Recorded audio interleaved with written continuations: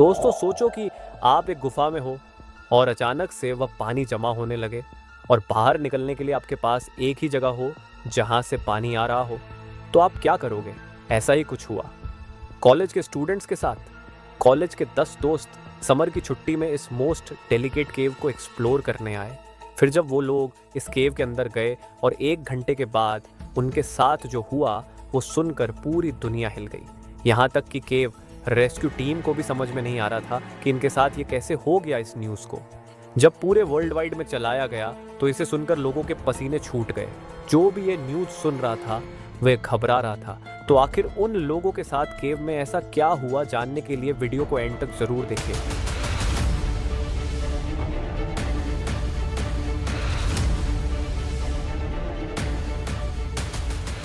जून 1967 को 10 लोगों ने यह डिसाइड किया कि वह आज मोस्ट डेलिकेट केव को एक्सप्लोर करेंगे।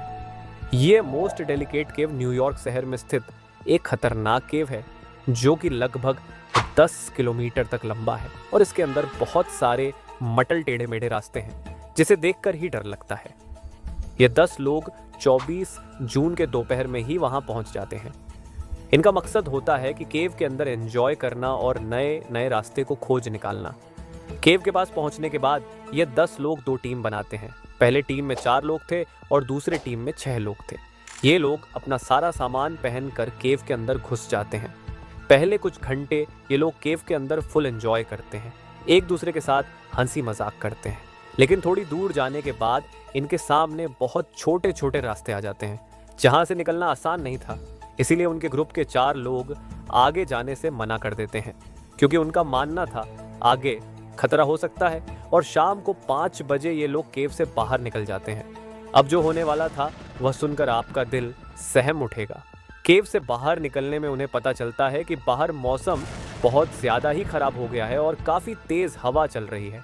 इसीलिए उनमें से 3 वापस इंग्लैंड चले जाते हैं, लेकिन उनकी एक साथी मॉर्गन फोर्ब्स वहीं केव के पास रुकने का फैसला लेती है। अब केव के अंदर ये 6 लोग थे।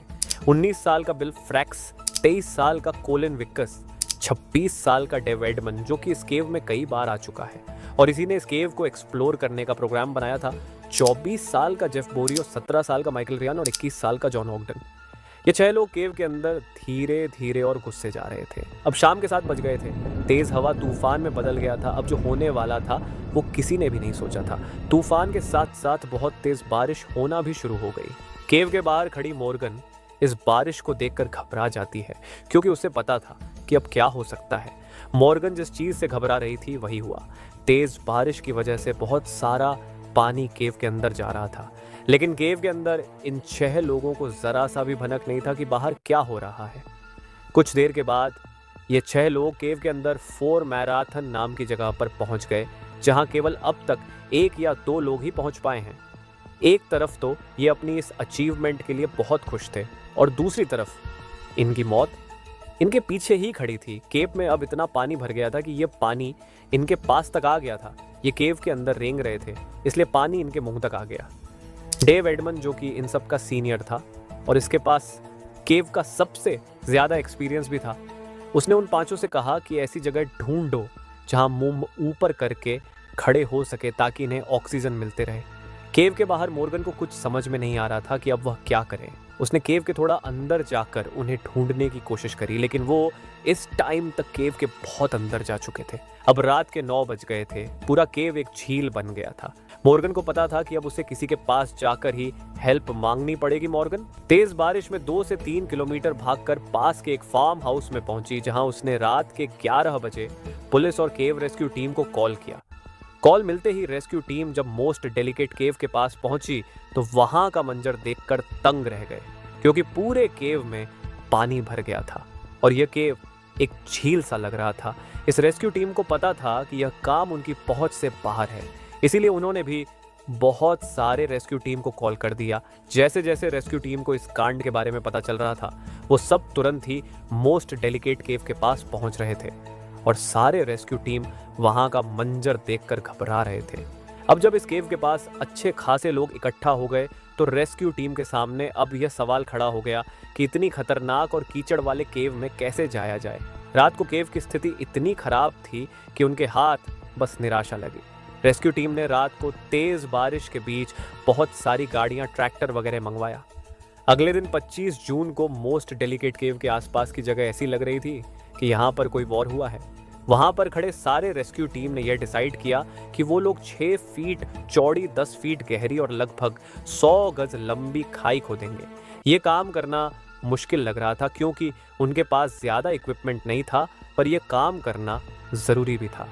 टीम ने ज्यादा टाइम ना लगाकर खाई खोदना स्टार्ट कर दिया। बहुत से लोग तो अपने हाथों से ही गड्ढा खोद रहे थे। इन लोगों को ये सवाल सता रहा था कि क्या ये लोग खाई खोद भी पाएंगे, और अगर खोद भी देंगे तो क्या ये काम भी करेगा, या फिर इनकी मेहनत बेकार जाएगी। अब ये चमत्कार ही था कि ये इतने लोग थे, इन्होंने सुबह ही खाई खोद के रख दिया। अब बस इनके सामने ये सवाल था कि क्या यह काम करेगा। इसी सवाल को मन में रखकर जब इन लोगों ने खाई को केव से अटैच किया तो केव से पानी बहुत तेजी से निकलने लगा। अब बारी थी केव में फंसे लोगों को बचाने की, तो इस जोखिम को उठाने का जिम्मा लिया 41 साल के जिम अय्या ने, जो कि इंग्लैंड के जाने माने केवर थे। जिम के लिए किस्मत की बात तो ये थी कि इस ट्रेजेडी से 7 दिन पहले डेविड एडमसन ने जिम को भी अपने साथ चलने के लिए इनवाइट किया था। हालांकि जिम आयर एक साहसी केवर था, लेकिन वो भी मोस्ट डेलिकेट केव में जाने से घबराता था। लेकिन अब उसका दोस्त केव के अंदर फंसा था, तो उसका केव के अंदर जाना बहुत जरूरी था। जिम और कुछ लोग केव में जाने के लिए तैयार हो गए।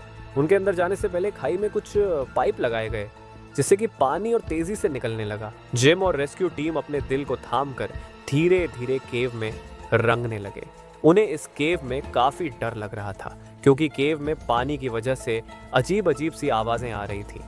कुछ घंटों के बाद वह लोग रफ चेंबर तक पहुंच गए। ये एक रूम जितना बड़ा था, जहां केवल खड़ा होना ही पॉसिबल था।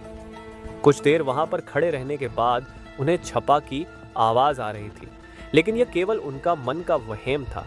जैसे जैसे केव में पानी का स्तर खत्म होते जा रहा था, टीम के सीनियर टोनी वॉल्थम रेस्क्यू में ज्वाइन हो गए, क्योंकि वो केव के बारे में अच्छी तरह से जानते थे। वो किम आयर के साथ रफ चेंबर के आगे के रास्ते को होस्ट करने वाले थे, जिसे कि फार मैराथन कहा जाता है। वॉल्थम ये जानकर हैरान हो गया कि वो 6 लोग फार मैराथन के आगे कैसे चले गए, क्योंकि आज तक केवल उसके आगे कुछ ही लोग गए हैं। टोनी वॉल्थम को फार मैराथन के आगे जाने से डर लग रहा था, लेकिन उनका आगे जाना भी बहुत जरूरी था। जैसे जैसे वह आगे जा रहे थे, सन्नाटा बढ़ता जा रहा था, क्योंकि बाहर पाइप की वजह से केव में पानी कम होता जा रहा था। फार मैराथन के आगे 900 फीट और 5 घंटे तक रेंगने वाला रास्ता था, वो भी बहुत छोटे छोटे। इस रास्ते में वॉल्थम को थोड़ी दूर जाने के बाद 2 डेड बॉडी मिल गई, फिर और आगे जाने के बाद 3 और डेड बॉडी मिल गई। जब केव के बाहर यह मैसेज दिया गया तो उनकी फैमिली का रो रो के बुरा हाल हो गया, लेकिन अभी भी छठा केवर उन्हें नहीं मिला था, जो था जॉन ऑगडन। उसे आगे जाकर और ढूंढा गया, लेकिन वो कहीं नहीं मिला। बस यहीं से इस कहानी में ट्विस्ट आने वाला था। जब जिम आयर ने टीम को कॉल किया तो बाहर से जवाब आया कि अभी केव से बाहर निकलो। बाहर की स्थिति खराब होती जा रही है, क्योंकि केव से पानी निकालने वाला पाइप टूटने वाला है। यह सुनकर सारे रेस्क्यू टीम उन 5 डेड बॉडी को केव में छोड़कर केव से बाहर निकल गए। अब सबके सामने सवाल यह था कि वो छठा केवर जॉन ऑगडन कहाँ होगा। क्या वह भी मर गया होगा, या फिर वह कहीं पर खड़ा होकर इन सब का वेट कर रहा होगा। अब रेस्क्यू टीम ने बॉबी लेके से एडवाइस मांगी। ये वो इंसान थे जिसने इस केव को एक्सप्लोर करके इस केव का मैप बनाया था। उन्होंने रेस्क्यू टीम को बताया कि जॉन ऑगडन अभी भी फार मैराथन के आगे जिंदा हो सकता है। लेकिन सबसे बुरी बात यह हुई कि शाम को दोबारा बारिश होना शुरू हो गई, इसीलिए पूरी रात रेस्क्यू टीम हाथ पे हाथ धर के खड़ी रही। ट्यूसडे की मॉर्निंग को रेस्क्यू टीम दोबारा केव में घुस गई। इस टाइम तक ये खबर वर्ल्ड न्यूज बन गया था। टीवी एंकर, मीडिया वगैरह केव के पास पहुंचे जा रहे थे। पिछली रात तेज बारिश की वजह से अब ये इम्पॉसिबल लग रहा था कि जॉन ऑगडन अभी भी जिंदा होगा। हालांकि एक्सपीरियंस केवर द्वारा यह अंदाजा लगाया गया कि जॉन ऑगडन अभी भी जिंदा हो सकता है, इसीलिए उन्होंने केव में जाने का लास्ट ट्राई किया। रेस्क्यू टीम ने 6 लोगों की एक टीम बनाई और वो फार मैराथन के आगे जा ही रहे थे कि उन्हें वहां पर एक रिंग मिली थोड़ी दूर, और जाने के बाद उन्हें वहां पर एक जूता भी मिला। इससे यह अंदाजा लगाया गया कि शायद जोन अभी भी जिंदा होगा और इन निशानियों के थ्रू वो उनको अपने पास बुला रहा है। लेकिन पूरे दिन केव के अंदर ढूंढने के बाद भी जोन उन्हें कहीं नहीं मिला। केव का कोना कोना ढूंढने के बाद भी जोन का नामो निशान नहीं था। केव के बाहर खड़े डॉक्टर्स ने बताया कि जॉन पानी में डूब के मर गया होगा और पानी के बहाव ने उसे कहीं दूर उठाकर फेंक दिया होगा। इस टाइम तक जोन को ढूंढने का काम भी अब रिस्की होता जा रहा था, क्योंकि बाहर बहुत तेज बारिश हो रही थी और पानी सारा केव के अंदर जा रहा था। यहाँ तक कि उन 5 लाशों को भी बाहर ले जाना इम्पॉसिबल था। इसीलिए रेस्क्यू टीम ने पुलिस, डॉक्टर और उन 6 केवर की फैमिली से सहमति लेकर 5 लाश और जोन को ढूंढने का प्रयास को छोड़कर केव से बाहर आ गए। इस टाइम तक केव के आसपास 300 से भी ज्यादा लोग इकट्ठा हो गए थे। सबकी सहमति से यह डिसाइड किया गया कि जॉन केव में ही मर गया होगा और उन 5 डेड बॉडी को भी केव से निकालना इम्पॉसिबल है। इसीलिए उन 6 डेड बॉडी को केव में ही रहने दिया और केव को हमेशा के लिए बंद कर दिया गया और केव के बाहर इन 6 लोगों का नाम लिखकर पत्थर का बोर्ड बना दिया गया। ऐसे ही एक इंसान पैसिफिक ओशियन में 400 से भी ज्यादा दिन भटकता रहा। ये वीडियो देखनी हो तो आई बटन पर क्लिक करें। Thank you.